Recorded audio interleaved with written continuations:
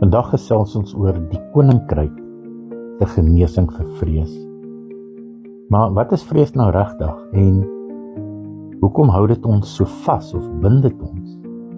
Vrees het begin toe Adam gesê het, ek is bevrees want ek was naak, daarom het ek vir u weggekruip. Vrees het begin toe die mens homself van God geskei het deur sonde. Waar daar vroeër liefde was, het die mens vir God begin wegkruip. Vrees fluister, jy's nie veilig nie, jy's alleen, jy's ook nie genoeg nie. Maar die koninkryk van God sê, jy's nooit alleen nie, jy's bedek met genade, jy's volmaak en jy's geliefd. 1 Johannes 4:18 sê, daar's geen vrees in die liefde nie, maar die volmaakte liefde dryf die vrees buite. Dis die koninkryk se geheim, nie om vrees te veg nie, maar om in God se volmaakte liefde te rus.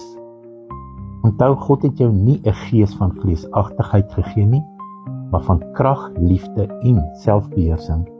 2 Timoteus 1:7. So wanneer jy bang voel, sê hardop, wanneer ek vrees, vertrou ek op U Here. Psalm 56:4. Dis jou geestelike wapen teen vrees. Die koninkryk werk deur liefde, nie vrees nie. Vrees kom van skeiding. Liefde kom van 'n bewustheid van jou eenheid met God.